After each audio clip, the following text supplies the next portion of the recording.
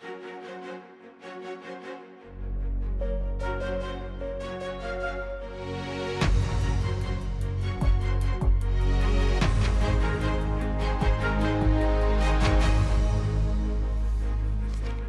evening, I'm Clive Myrie. The candidates have had their say, and for the next hour we'll be getting all the reaction and analysis following tonight's Conservative leadership debate.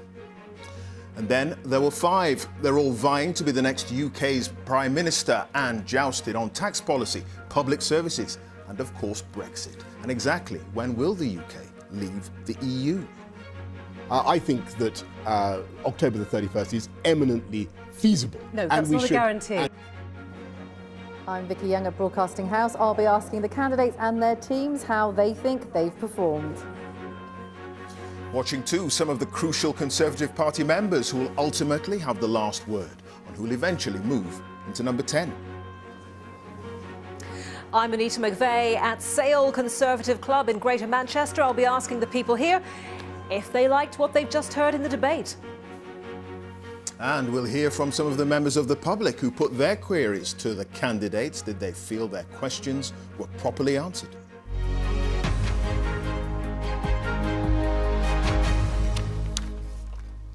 In the last hour, the remaining five candidates for the Conservative Party leadership all went head-to-head here at the BBC in the latest hustings to become the next Prime Minister. Boris Johnson, Michael Gove, Jeremy Hunt, Sajid Javid and Rory Stewart are all still in the race after Dominic Raab was knocked out, and they face questions from viewers right across the country. And from the chair, Newsnight's Emily Maitlis. Let's get a flavour of tonight's debate, which began with a question on Brexit and whether the UK would leave by October the 31st. In the end, we are in a room with a door, and the door is called Parliament. And I'm the only person here trying to find the key to the door. Everybody else is staring at the wall, shouting, "Believe in Britain." But we've run into that door 3 times already, Rory. But we've got to have a different route out. We can't simply represent the same cold porridge for a 4th time and ask people to say that that's what they want. We need to have a different approach. Now, where I think you are right and realistic is that if you have an arbitrary date and we get so close, Emily, to being able to get the line over, I think that the view that Boris and Sajid have articulated, which is, do you know what, we'll just rip up all the progress we've made and go out without a deal. It's not an arbitrary date, it is October the 31st. So when is your last leaving date? Well, I've argued that we should leave at the earliest possible opportunity, and I believe the most important thing as the first person what does that in mean? This group. Will it be 2019? No, well, yeah, absolutely 2019. And I think that we can do that.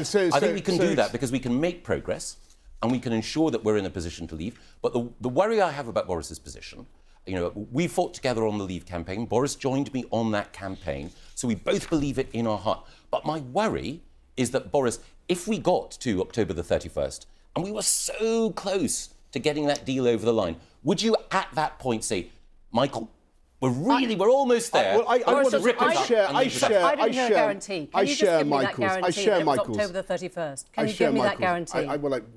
Michael was guaranteeing to get out by the end of December. I think that October the 31st is eminently feasible. No, that's not a guarantee. Is that your date? And let me just say that if we now say that we have a deadline that is not a deadline, and we allow October the 31st to come and go as March came and went and April came and went, I think the public will look upon us with increasing mystification. And we will continue to hemorrhage support. Anyone on the stage guarantee it yet? Can you just raise your hand if there is a guarantee to leave by October the 31st? Just raise your hand if you can guarantee that. Let me just ask you this question. OK, so I would agree with you. If the only way we can leave is without a deal, then I would do that. But what would you say to a sheep farmer that I met in Shropshire recently, whose business would be destroyed by 40% tariffs on lamb?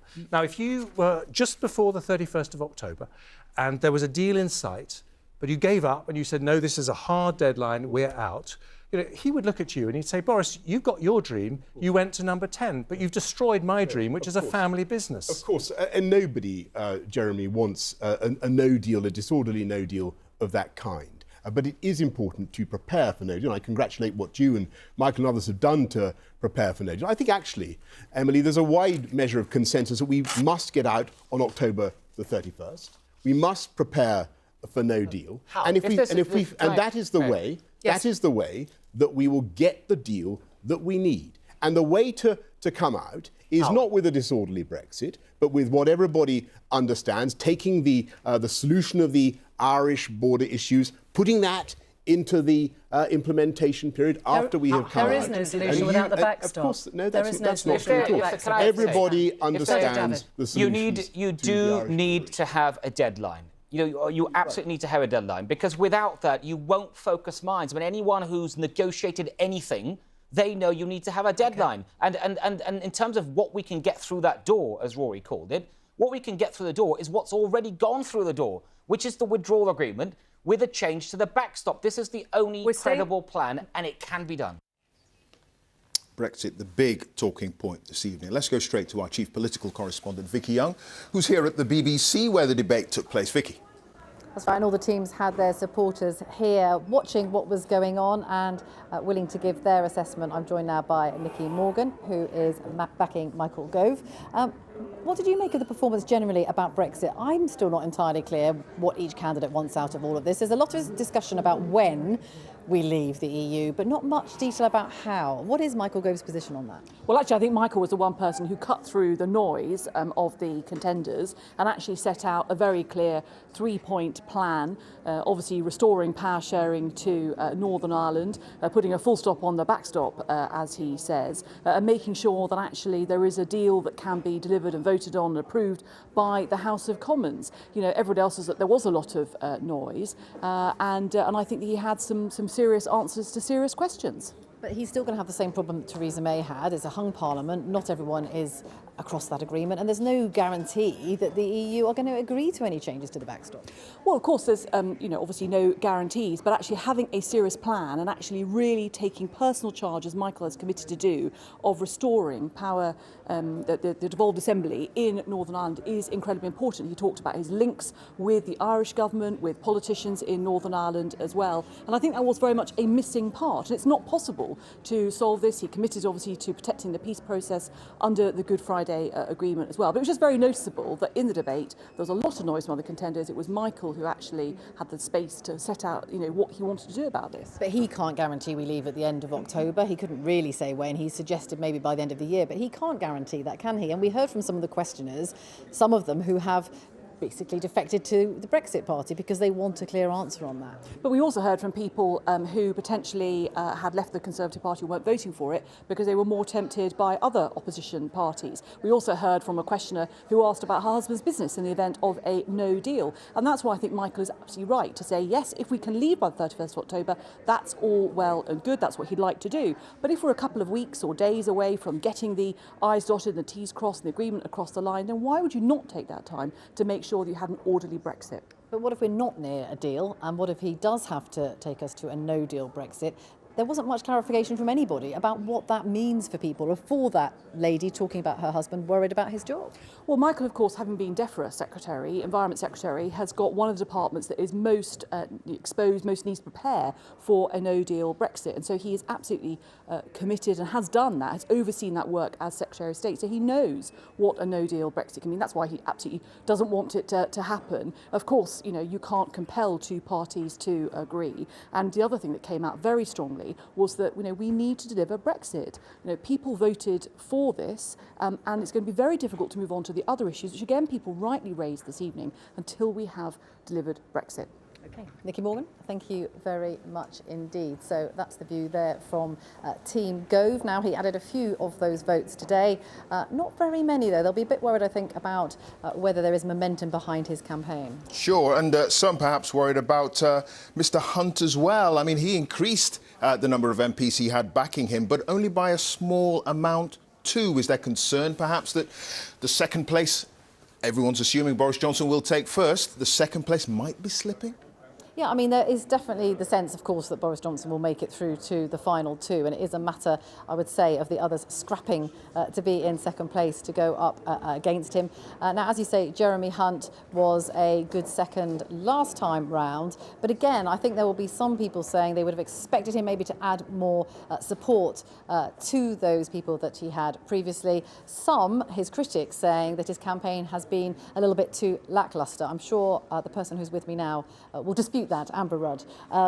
What did you make of it? Do you think we got answers on Brexit? I mean, there was a lot of talk about the deadline of October the 31st, but not much detail about how we're going to leave if there is no deal that can go through Parliament. Well, it was only an hour and there were a number of candidates, so getting that detail off them was hard. But I must say, I thought that Jeremy Hunt was the clear winner.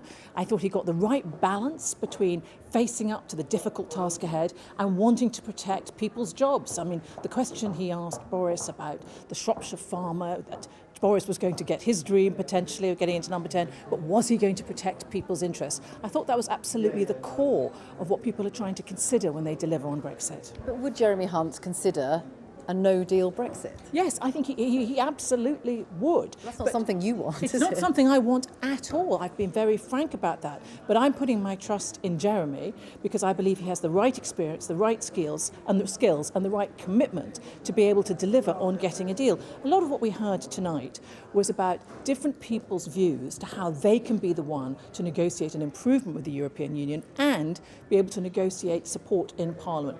Having the right attitude, the approach, and being realistic about the challenge, those are the things that Jeremy has, and I think we heard a lot of support from him tonight, for him tonight. You know, Oxford Man speaking up for the fact that Jeremy was the most compelling of them. I think that's what we got from the whole debate this evening. Okay, Amber Rudd, thank you. Thank you very much indeed. So, of course, don't forget, we're doing it all again tomorrow with round 3 of this leadership contest. All right, Vicky, thank you. Vicky Young there. Well, one of the questions asked by a viewer tonight concerned the type of language used by politicians. Let's hear Boris Johnson's response. I'm the Imam of a mosque and I see firsthand the everyday impact of Islamophobic rhetoric on my community. Do the candidates agree that words have consequences? Do the candidates agree that words have consequences? Boris Johnson, in the past you've said Muslim women who wear veils look like letterboxes and bank robbers. Do you accept your words have consequences? You've just heard that from an imam. Of course, and insofar as my words have given offence over the last 20 or 30 years when I've been a journalist and people have taken those words out of my articles and escalated them, of course I'm sorry for the offence that they have caused. But I would just say this to our friend from Bristol, that when my Muslim great-grandfather came to this country, in fear of his life in 1912. He did so because he knew it was a place that was a beacon of generosity and openness and a willingness to welcome people from around the world. And what would he think of you using those words then about the community? If I am Prime Minister, I will ensure that that is the way our country acts. Concerns there from one of the questioners about the language politicians use. Well, to discuss that and so much more tonight with me for the next hour, our panel, Isabel Hardman, Assistant Editor at The Spectator, Faiza Shaheen, Director of the Centre for Labour and Social Studies and Labour Prospective Parliamentary Candidate for Chingford and Woodford Green, and the Conservative commentator, Tim Montgomery. It's great to see you all. Thanks for joining us. Right, Isabel, let's start. Give me a winner and give me why. Oh, goodness. I think the winner was those who sort of survived to the end of the programme, I have to say, because but one of the problems was that so many candidates managed to get through this second round of voting. We have 5 men all trying to talk over each other and over Emily Maitlis, who did an amazing job in controlling them.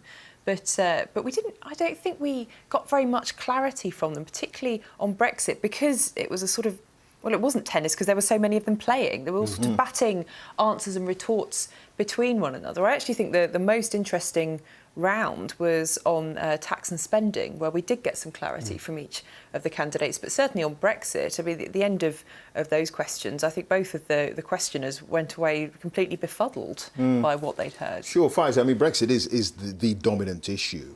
Do you think, as Isabel suggests, that perhaps there was a lot of noise and not much clarity? Yeah, I agree. I think when people were watching the other debate that was on Sunday, there was a winner around Rory Stewart. I think this time, actually, it's very hard to see who stood out. On Brexit, there was lots of whimsical answers, no depth. Actually, I don't think anyone had a good idea on how we take this forward, including Rory Stewart, which is his idea was to bring back Theresa May's deal, which has obviously been historically badly defeated many times now. And I just felt that people watching it wouldn't get any sense of assurance that these are the people, that any one of them, that can take us forward on the quagmire that is Brexit. Is that the problem, Tim? That actually we're asking questions here and looking for answers where there aren't any answers, or it's difficult to get an answer? Well, Rory Stewart, for example, was constantly saying to Boris Johnson and other people that were contemplating no deal, how are you going to get it? How are you going to get this through? Yeah. But the question could be put to him as well. He's sort of presenting himself as the reason Emily Maitlis did. Yeah. But he's basically saying he will somehow get Theresa May's withdrawal agreement through on a fourth time of asking. So there is fog surrounding each one of the candidates' plans. And unfortunately, I think partly because of the nature of the format, we didn't really get answered. I'd much rather see these candidates grilled by Andrew Neil or you, Clive, or someone for 30 minutes, and where they're actually pinned down on some of this substance, rather than 30, 40-second sound bites. I know we all like debates, they're great theatre, but actually as fora for really getting to understand where candidates stand, I think we've seen again tonight they're lacking in that clarity. All right. Well, I mean, I get the impression from all you do that Boris Johnson's fear that there might be cacophony was actually borne out tonight. It was his first debate. He missed the Channel 4 one, and he missed the Westminster hustings with journalists. Isabel, how did he do? He did OK on most of the questions, in that he was taking the same approach he's taken to his whole campaign, which is sort of safety first, try to be quiet and reasonable the whole time, except for when he was asked about Islamophobia.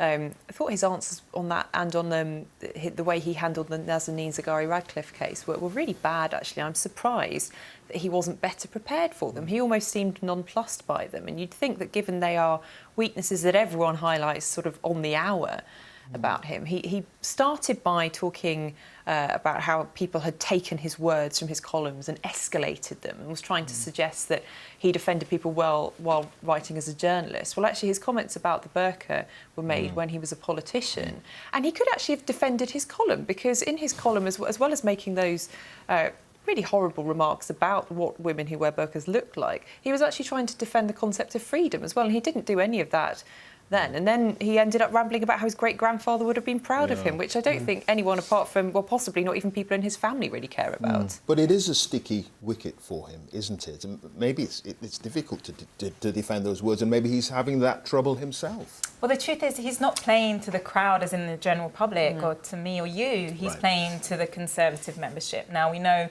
the Conservative membership is hardline on Brexit generally, might not care as much about his Islamophobic comments. And, you know, it was difficult to hear him answer that and essentially say, well, I can't be Islamophobic because my great-granddad was Muslim. It just sounded a bit like that, which is a massive cop-out, and actually highlights again that Boris Johnson, who is the front runner and who lots of people in the membership say they want as the next Prime Minister, doesn't take Islamophobia and many other issues seriously. And at a time when this country is so divided, it's extremely concerning. Tim, you know the Conservative Party very well. Is it fair to say that there are voters out there who will be making the final decision in a few weeks' time, for whom Boris Johnson's comments are OK? I think some people will regard Boris Johnson's remarks as offensive. Some will regard them as OK. But we actually did have a little bit of news made in the debate tonight. There was a Muslim on the panel, Sajid Javid, certainly of Muslim background, and he got all the candidates to commit to an external examination of the Conservative Party's record on Islamophobia. That's not a bad thing. And if I can say a word for Sajid Javid, I thought he did well tonight. I thought he was very clear on Brexit. He talked about the importance of the Conservative Party committing to public services, and he got that remark in about Islamophobia as well. And I also thought he taught some of the other candidates a little bit about how this debate should be conducted. the Tory party has to emerge from this contest with its reputation enhanced. And I think there's a little bit too much blue on blue happening. And I think Sajid Javid was much better at making a positive case for his own candidacy rather than knocking the other candidates. All right. Boris, overall, though, will be, I think, pleased with this. He needed to come without a knockout blow, and no one got close to a knockout blow against him. So, as front runner, he's still got that status absolutely established. Okay. All right, OK. We've talked about Boris. Let's talk about Rory Stewart, because he almost doubled the number of MPs that he got in the second round of voting Isabel. How well do you think he did? Well, as we were saying, not as well as on Sunday night. He had obviously, and he'd billed this, but before this debate, that he was going to go for Boris Johnson.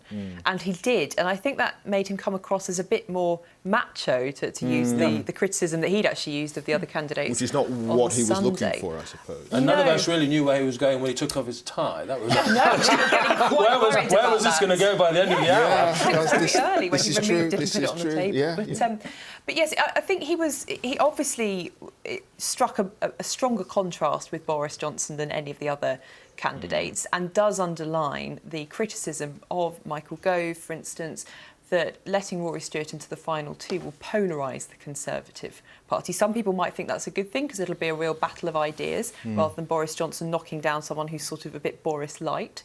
But other people might say, well, Rory Stewart doesn't have a single Brexiteer backing him at the moment. So how on earth is he going to reunite the party, particularly after he's spent the next few weeks just laying into the person who is likely to become Prime Minister? OK, well, we're going to hear from the three of you again in a few minutes' time, but we're going to go straight to our chief political correspondent, Vicky Young, who's got some more guests. Vicky. Yeah, that's right. You talk about Sajid Javid there. He, of course, snuck in by the skin of his teeth with 33 votes a little earlier this evening. Let's find out what his team think about the performance tonight. Victoria Atkins is with me now. He sounded to me like someone who was going for Dominic Raab's 30 votes, actually. He was talking about quite a hard Brexit. He was talking about other things, which I think people might have felt, hang on a minute, that's not what we thought you were representing. I think Saj wants to deliver Brexit and he wants to do so with a deal, that's absolutely clear, but also he's realistic that we should prepare for no deal.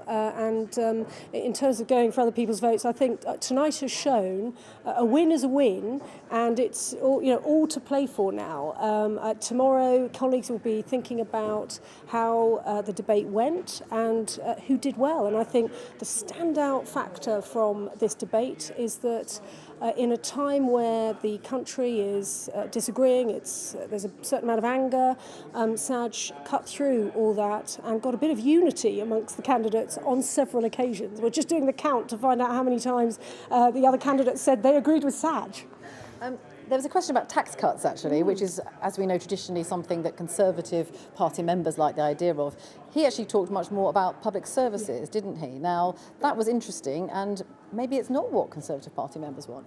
Well, he's using his own experiences, both from his childhood. He made it clear, how his family and he relied on public services, the vital public services that we all care about so much. And his personal experience has shaped so much of his thinking, not just in the leadership campaign, but also in his work as Home Secretary. He's gone from a one-bed flat in Bristol to becoming Home Secretary in one of the highest offices of state, when frankly a lot of the odds were against him, and he's managed that. He's invested in policing in the year that he's already been Home Secretary, and I think this is great preparation for the moment he walks through number 10 and that door closes behind him. Do you really think he can get to the last two even, given that he has just scraped in? Where is he going to get support from, do you think, in the next round? I have enormous faith in my colleagues. I know how seriously they are taking this. They will look at the TV debate tonight. They'll reflect upon the policies that he's put forward. For example, he's looked with his city background, he's looked at the public finances and very much looked at the debt to GDP ratio and believes that we can secure some finances that way. And that's the sort of thing he's going to be doing to invest in our future once Brexit, the first phase of Brexit, is delivered. For example, I'm really excited about his infrastructure fund. I'm a Lincolnshire MP. There is a lot of broadband infrastructure that we would like, and I'm really looking forward to his plans on that huge £100 billion fund. OK, Victoria Atkins, thank you very much indeed. And of course, tomorrow, they haven't got long actually to try and get more votes together, because the second round of voting, of course, begins and starts tomorrow afternoon. All right, Vicky, thanks. Vicky Young there. Well, it's Conservative Party members who will make the final decision on the winner and next Prime Minister, after the candidates are whittled down to just 2 by the end of this week. And the candidates will all spend the next few weeks travelling up and down the country to local party hustings. Let's join my colleague Annita McVeigh at the Sale Conservative Club in Greater Manchester. Hi there. Hi, Clive. Thank you very much. Good evening. Yes, again from Sale Conservative Club. A bit of watching them, watching us going on. Very interesting to watch the grassroots members here who ultimately decide who will be the next Conservative leader and Prime Minister as they watch that debate. But let's hear what they thought. Did it change any minds? Gentlemen, we've heard from you earlier in the day. A very quick reaction. Who you thought did best in that debate tonight? So earlier I was undecided. Now my shortlist is down to 3 between Jeremy Hunt, Sajid, Javid and Michael Gove. I felt Boris Johnson was held back his views, and it didn't really provide clarity for me. So still a bit of decision-making for you? Yes. Anyone but Rory. Good stable of candidates, really pleased. Happy. I'll choose one, but I'm happy with any one of those. OK. Between me, it's Boris and Saj. OK. On tonight's performance is Gove. Very impressive. Statesmanship's performance, actually. Interesting. Quite a range of views then. Let's head over here and get a little bit more detailed reaction. I've got here with me the president of Sale Conservative Club. That's Janet, who is the steward here at the club, disappearing. She doesn't want to be interviewed again. So, Beryl, you're president at Sale Conservative Club. You've been a member for 24 years. And Laura Evans, we heard from you earlier as well, Laura. So, beginning with you, what did you think of the debate? Who impressed you most? Well, I had to write it down. At first, I didn't like the opening. I thought it was a little bit too argumentative. But then when it settled down, I really felt we had a really good team of people there. I have to say I didn't find Rory particularly appealing at all. He almost looked disengaged half the time, so he didn't really do it for me. But on the other fronts, I thought Jeremy Hunt did a great job. I thought Boris underplayed his cards, and probably we'll hear from him next time. Sajid was great. Gove was good. So very happy with them. You said that originally Jeremy Hunt hadn't been on your radar at all. So did he impress you most? Yes, I think Jeremy Hunt came out really, really well. I was pleasantly surprised. Interestingly enough, when I'd been interviewed before, people said, well, you must have a choice, you must have somebody in mind. And I really had tried to keep an open mind. And I think that what was shown tonight, though I thought the questions were a little bit too constructed, but I thought that it was a good debate. Enough to make you vote for Jeremy Hunt if he's in the final 2? Enough to make me want to watch it again to see. OK. Beryl, yes, same question. What did you think? Same as my friend here. I think Jeremy Hunt came over the best. I was disappointed in Boris Johnson. I didn't feel he was powerful enough at all tonight. One of the things I was disappointed in as well was the elderly were never discussed. It never came up at all. I think of all the questions, nobody ever asked questions about the elderly and care for the elderly, which is something which I, feel quite passionate about. So I think there were issues that they could have discussed and they didn't. So I've got an open mind as well. Nobody made me... You haven't made up your mind yet, no, then, who you're going to vote not. for? Definitely not. And this idea that, according to latest polling, that Boris Johnson is way ahead amongst Conservative grassroots members. What do you say to that? Well, I have to say I'm not Boris's greatest fan. I was Theresa May's greatest fan, and I felt that they stabbed her in the back, and now he's trying to move the goalposts. He's saying one thing and possibly meaning another. The same with some of the other candidates there who were saying they wanted to move the goalposts instead of October the 31st, having some extra time. We've messed up. We can't have any more extra time. We've got to sort this out. But Boris isn't your darling, not based on tonight. Not at the moment, no. Let's talk a little bit more about the detail of what was discussed. I think one of the most heated round of answers was in relation to the backstop. Did you feel that anyone there, Laura, acquitted themselves particularly well in answering the question? No, but they made it clear that it is going to be a problem. It's still a problem, it was a problem, and it will be a problem. So we need to really get some more fundamental facts about how we are going to deal with that, how we're going to get that through through the government, how it's going to be resolved. So I think they're going to have to be a little more clear in their clarity on that matter. Other questions were lifting the tax burden for workers, how are you going to deliver no deal against the consent of Parliament, just leafing through my notes, whether which one of them, or whether they thought it was desirable to get the UK out of the EU on the 31st or by the 31st of October. Beryl, do you feel that you got the sort of detail that you were looking for? Because chatting to people here in the club earlier, pretty much everyone was saying to me, you know, we just actually need more detail from the remaining candidates. Yes, I definitely need. What concerns me very much is the fact that all the what Theresa May was suggesting all was not back. What are they going to do that's going to be any different to what she has suggested? Don't seem to be making any progress at all, and it does concern me as a member of the public. You know, we're just not making any progress. Everybody you talk to is fed up, totally and utterly fed up with it. Beryl. We've become a joke. We have friends in Germany. I have friends in Germany, and they can't believe what's going on. And Beryl, Laura. It is just as it is at the moment. All right, well, let's see which one of these candidates emerges, which two emerge into the very final round that you will be voting on. Beryl and Laura, thank you very much for your views on tonight. Yeah, it's going to be interesting to see whether the political realities for whoever becomes Prime Minister matches what they're saying in these debates. Back to you, Clive. Annita, thank you. Annita McVeigh there.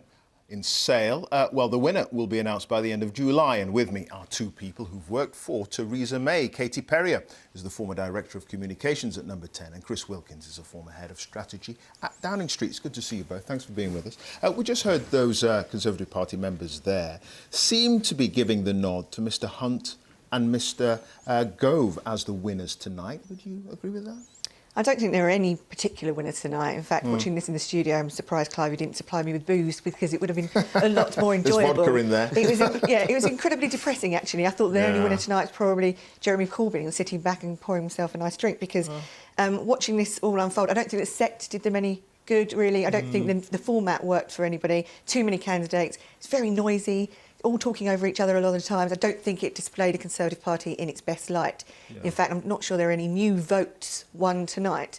Right. But I felt that Gove and Sajid Javid and Jeremy Hunt could have had a bit of a free run in some ways, because people were either laying into Boris or laying into Rory. Stewart, and polar opposites. Yeah. I think those that come through in the middle probably got their answers across the best. Was that part of the problem, the cacophony, potentially, that Boris Johnson suggested might be the case if you have too many people on stage?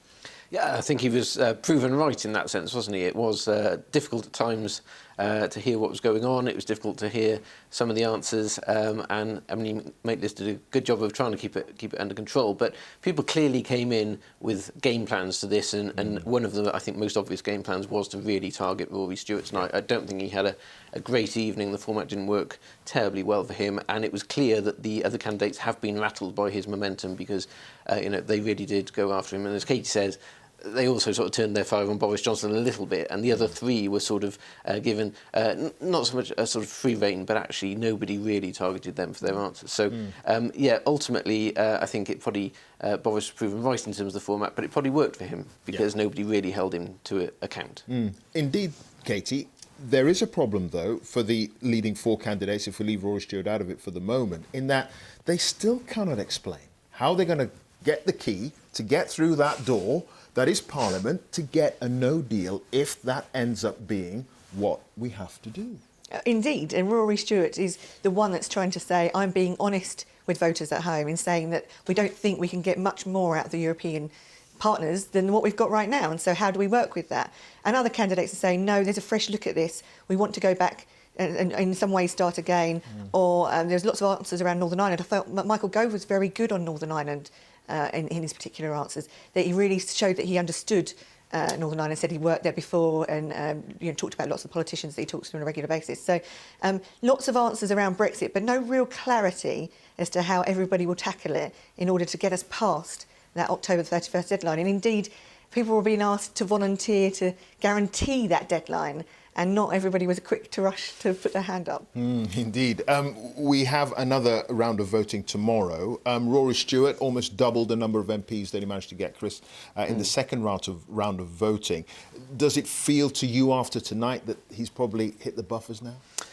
I think his momentum stalled slightly this evening, yes. I think he was quite effectively taken down by the other candidates. So if there was a loser tonight, it was possibly Rory, I think. I think the other danger for him tomorrow, as was the case before the debate, was that there was a possibility of other candidates, mainly Boris Johnson, lending votes to Sajid Javid to knock Rory out. And I thought Sajid had a good night. I thought he made a very effective application for the keys to number 11 this evening. That's really what you saw. You saw a lot of Boris. I agree with Sajid agreeing with Boris.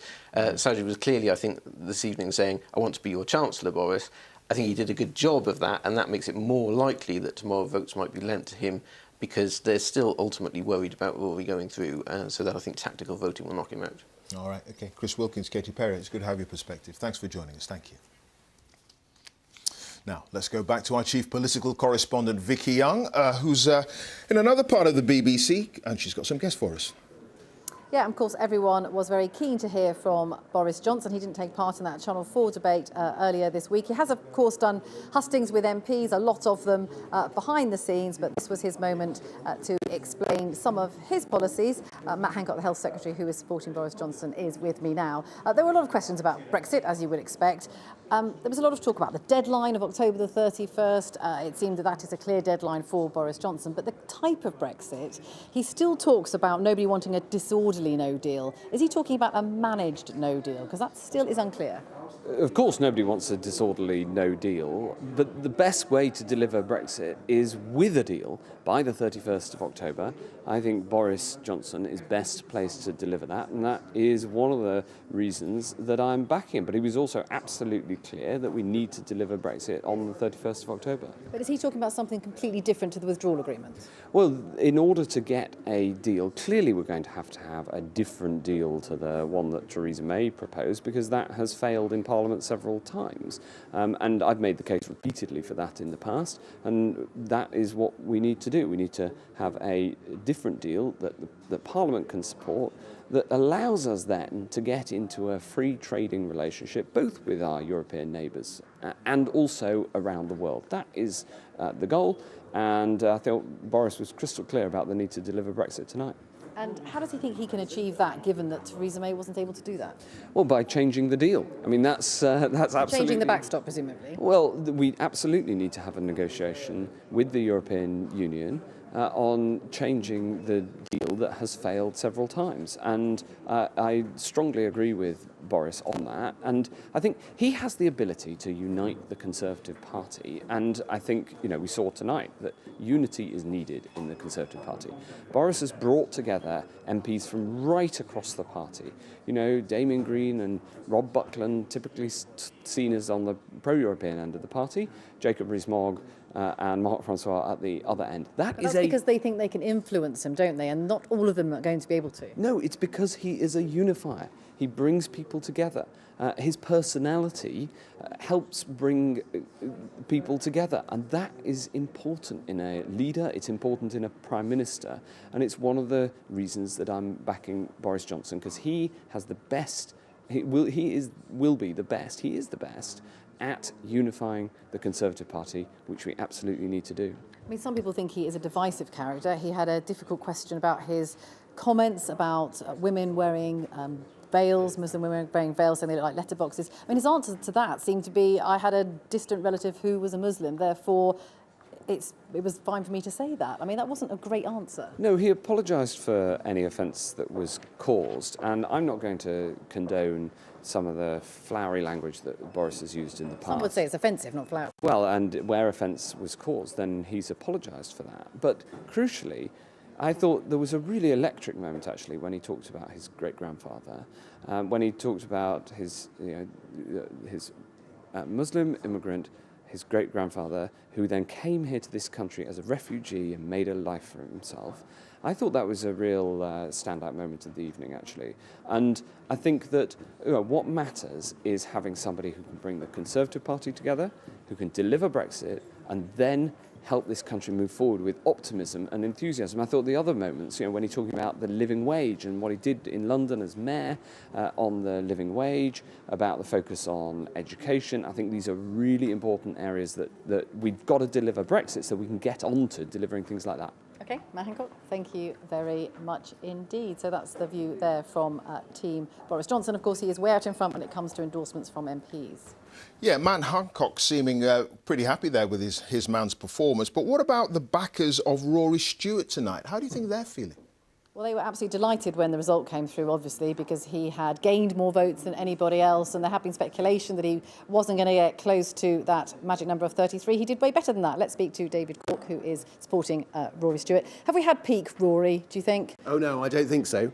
I think it's only just started. No, it's a really good result. Where's he going to get more support from, though? Well, look, I think what we've seen is that he's winning support from lots of other candidates. And, I'm sure he has picked up support from Jeremy Hunt's campaign, from Michael Gove's campaign. I think that people are seeing that Rory is a serious candidate, and that's what today has demonstrated. And the fact that he has gone from being last, if you like, he's overtaken 2 other candidates. He's got 2 places to go up, and he's into the final round.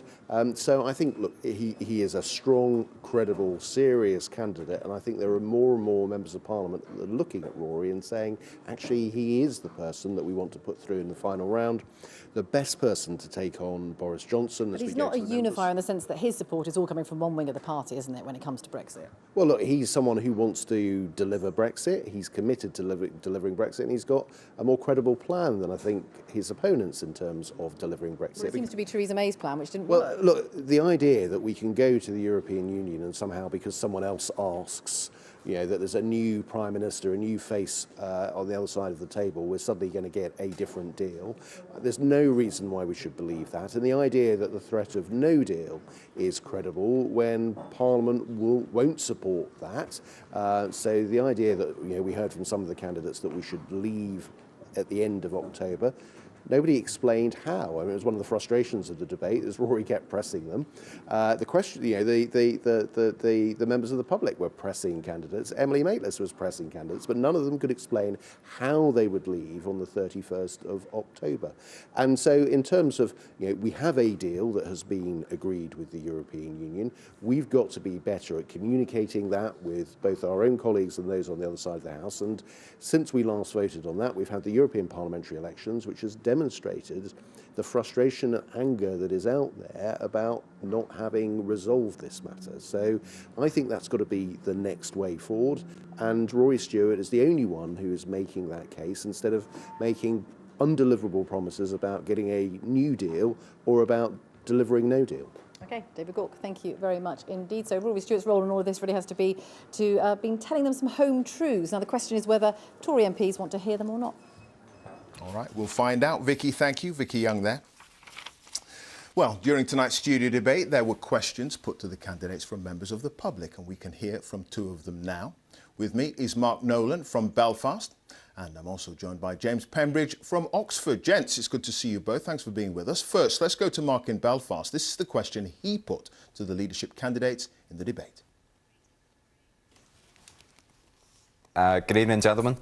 I just wanted to say I grew up during the Troubles, and I've seen how a free and open border to the Republic of Ireland has helped secure both peace but give us support trade and development. So can the candidates explain how they will solve the issue of the Irish border, a subject many people here see as Theresa May's downfall? Well, let's go to James in Oxford with his question he asked the candidates tonight. Hello, good evening everyone. I used to be a Conservative voter, but I now consider myself partyless. I have reluctantly voted for the Brexit Party. My question to all of you is, what is your plan to lift the tax burden on the working classes? OK, let's go to Mark now. Did you get a straight answer to your question about the Irish border? I didn't really know. If I was being totally honest with you, I probably wasn't expecting one either. It's quite a complex issue, Northern Ireland, yeah. But I was expecting a wee bit more, I suppose, cohesion amongst them. I thought that I was going to get a round-table agreement that something needed to be done in a general direction, but it almost seemed like they were all arguing amongst each other, which is possibly what we've heard for the past 2 years about the Irish border. Wasn't there a single one of the 5 candidates who gave you any reassurance?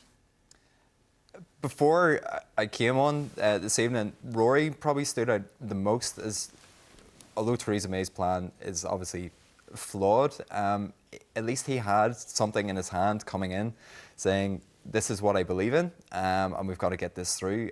I personally don't believe that we can go back to Europe in such a short period of time and negotiate something brand new. And if we do, I think Europe holds the cards anyway. So I believe that we need to sort of refine it, go with the withdrawal agreement, but refine it over the next couple of years. I just worry that if we go with a no-deal Brexit and we crash out, a lot of what the guys were saying this evening related to being able to negotiate back and be in communication with them. I don't think we're going to be in any position to do that. OK, let's go to James in Oxford. James, your question revolved around the fact that you didn't vote Tory in the European elections. You voted for the Brexit Party, and your question was specifically on taxes. Did you hear what you wanted to hear this evening from any of the candidates? Not particularly. All I would say about the whole 5 of them, it was like 5 school kids in a playground. I thought it was quite embarrassing for the Conservatives. The only one that stood out for me was Jeremy Hunt. He talked about the future, he was precise, he spoke directly to me, and he actually had a plan. Boris spoke about what he'd done in the past. I don't care about that. I want to know what he's going to do about the future. And Rory Stewart, as you probably saw from my reply to him, he started talking to me about Brexit. The whole point of me asking a question is I don't want to talk about Brexit. I want to talk about the future. And he was kind of punishing me for voting leave in the referendum by saying we can't lower taxes for the working people because we need to sort Brexit out. So it was like he was punishing me for voting leave. I was not impressed with him, but Jeremy Hunt, surprisingly for me, was the standout person tonight. All right. OK, well, I'm sorry to have to say 2 disappointed questioners tonight of the panel this evening. So apologies for that, I suppose. It's good to see you, though, both. Mark and James, thank you for joining us. Thank you. Well, with me now is the Reality Check's Chris Morris to put some flesh in all the bones here. The first question of the night was, when is Brexit actually going to happen? Any answer on that? Not really. I mean, this is all about October the 31st. And let's wind back a bit. You know, everyone's going to remember that for months and months and months, Theresa May said time and time and time again, we are going to leave on the 29th of March. As we know, it didn't happen. Time ran out. There wasn't a deal. She didn't want to leave with no deal.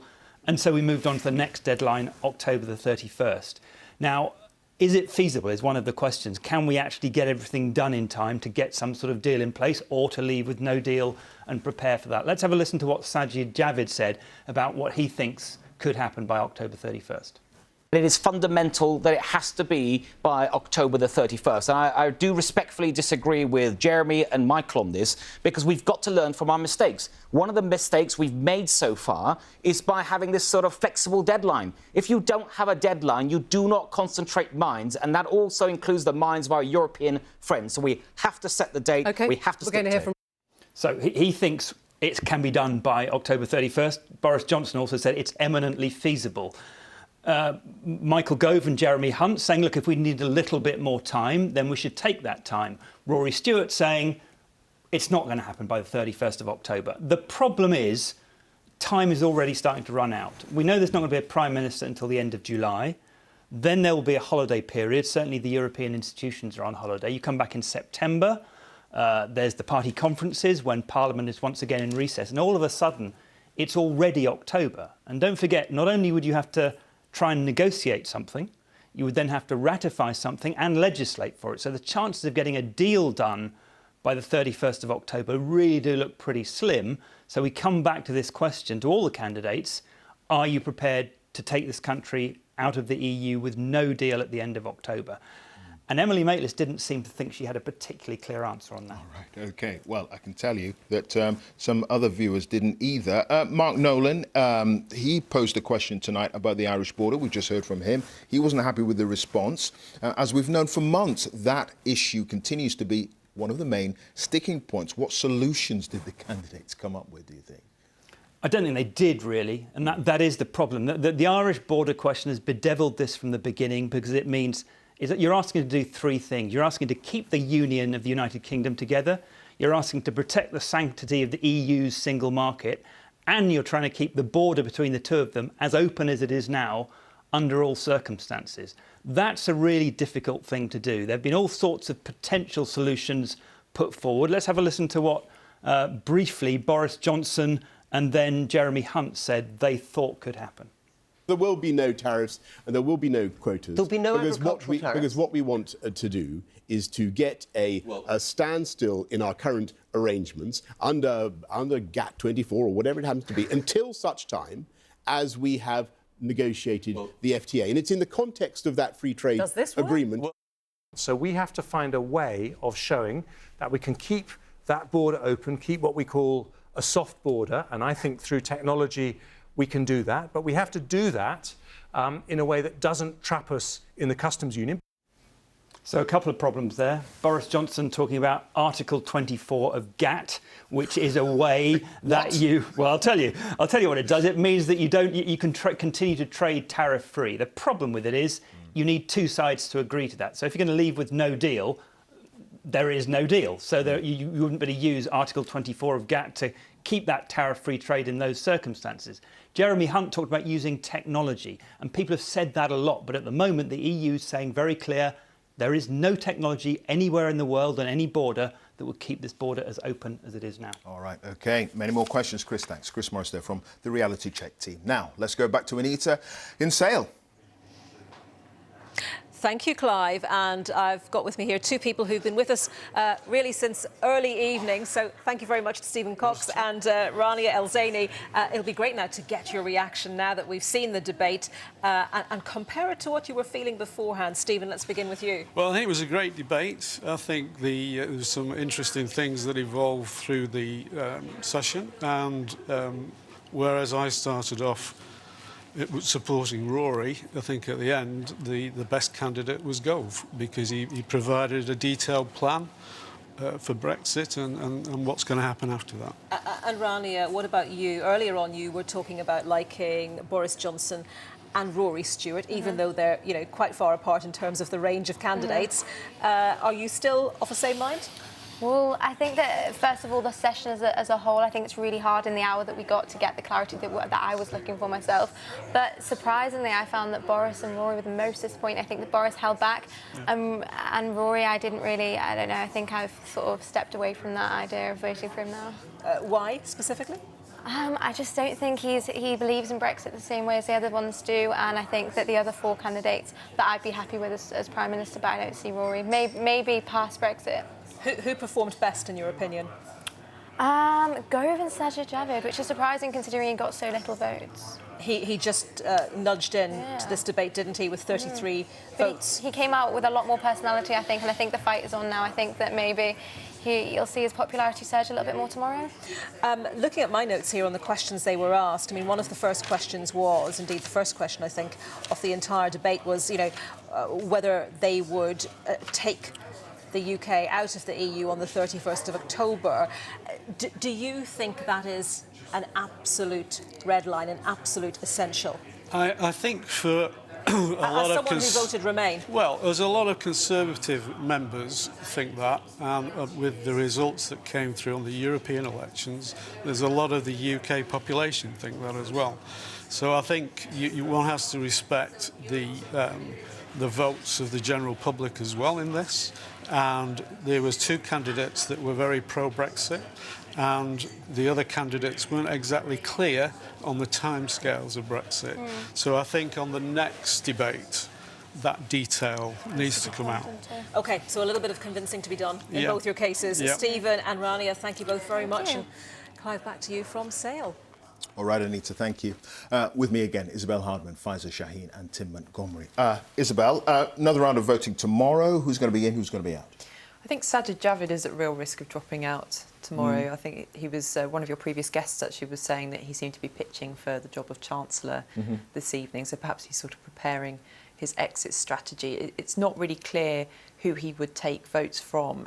Dominic Raab has obviously crashed out of the contest, and really Boris Johnson is expected to take most of his votes, and you might see Rory Stewart drop a few votes after this evening as well. I think some MPs will be quite frightened by the way he is trying to polarise this contest, and also by, I think, a sort of slightly casual attitude to Brexit, actually, which your guest in Sale just mentioned, that he doesn't seem to be, he obviously doesn't believe in Brexit, she said, but he doesn't seem to be taking seriously the idea that he's trying to ram through a deal that's already been attempted to be rammed through a number of times before and failed. Sure, OK. Pfizer. Yeah, I mean, I think Rory Stewart is losing his momentum now after today, and we'll see with him and Sajid, I guess they are more vulnerable. The main thing, though, is looking at the debate today and Sunday, is that, to me, they seem all awful, and I don't trust...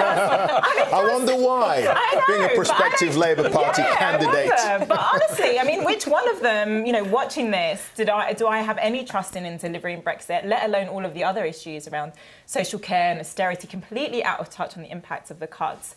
And I just, you know, I wonder when they're going to wake up to the reality. They're going to be in a minority government and they're going to need a general election. Oh, tough talk. Tim. I don't quite agree that all of the candidates are awful, but I didn't find tonight edifying. I don't think it was good for the Conservative Party as a whole, and I think the Conservative Party and the candidates have got to be a little bit more particular in what kind of formats they agree to that are proposed by broadcasters. But I generally agree. I think it's Sajid and Rory that are most vulnerable tomorrow.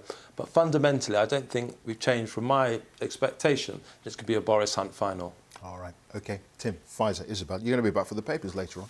Top programme. Good to see you. Thanks for being with us. Well, that's it for this special programme with all the reaction to tonight's Conservative leadership debate here at Broadcasting House. The news at 10 follows here on the BBC News channel. But for now,